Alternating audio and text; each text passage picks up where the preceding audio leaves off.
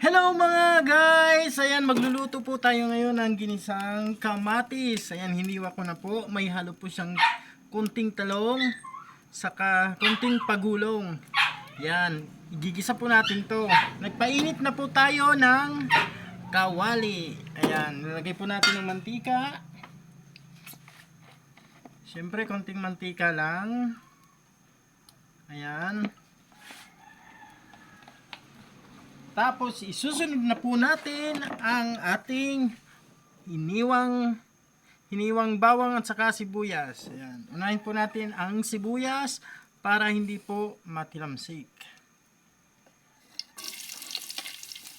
Ayan. At syempre, sunod na po natin ang bawang. Ayan po. I-toast natin ng konti. At syempre, nilagay na po natin ang bawang sibuyas. Sunod na po natin ang pagulong at talong. Ayan po.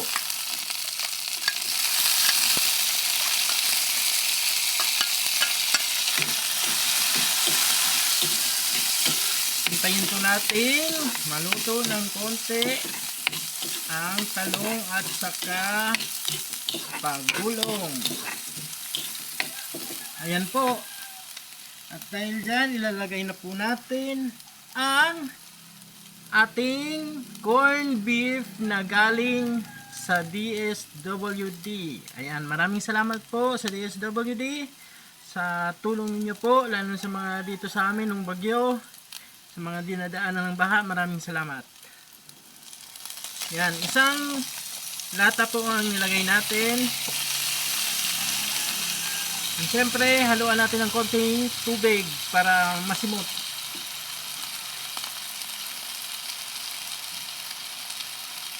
Ayan, ilagyan po natin ng konting tubig.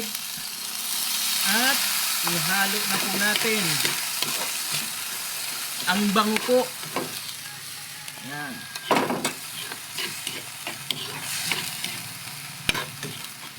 Sa mga pangmadali ang ulam.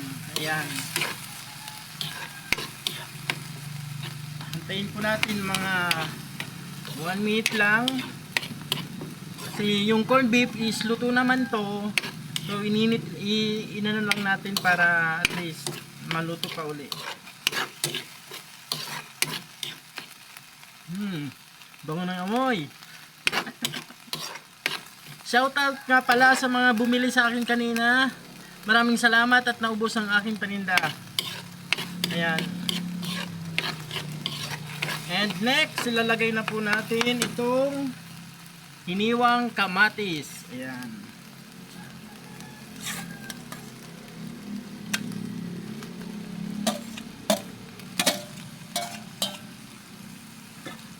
Ayan, shout out mga taga Basud. Ayan, mga suki ko dyan sa Basud, sa dyan sa Masarawag.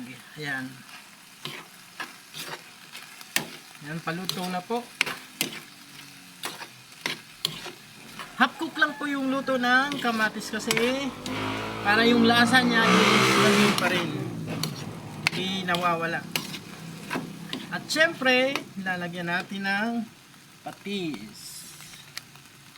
Yan. Syempre, panglasa niyo yung patis. Syempre, hindi mawala ang oyster, pampalasa. Masarap pag may oyster sauce.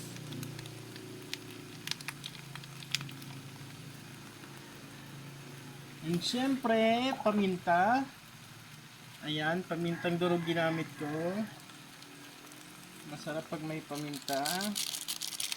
Ayan. At syempre, lalagyan natin ng itong pampalasa. Wow, magic! Magic sarap!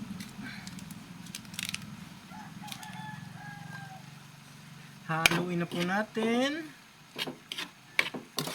Madali lang naman itong maluto kasi pag ganito mga klaseng gulay is half cook lang naman. So, we need to wait lang mga a minute. Oh. And next, syempre lalagyan natin ng konting toyo. for the taste. Kunti lang para at least may lasa siya. Ayan. And of course, haluin natin ulit.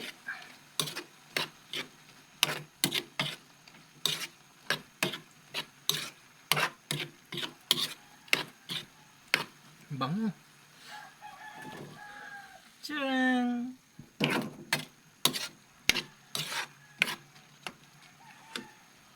And ako naglalagay talaga ako ng betchin. So, kunting betchin lang kasi may magic sarap na. So, lagyan ng kunting patak lang. Yan. At syempre, mix naman uli. Ang ganda ng combination ng ano niya ng kulay. Matingkad lang din siya kasi sa oyster sa toyo.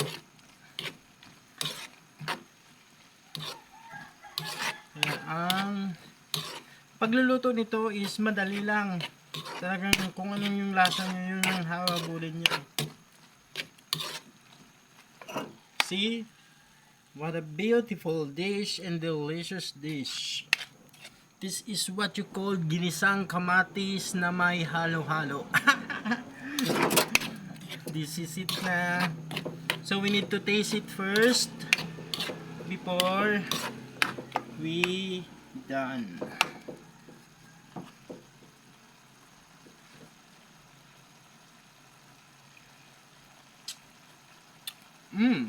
Sakto lang sa panlasa ko.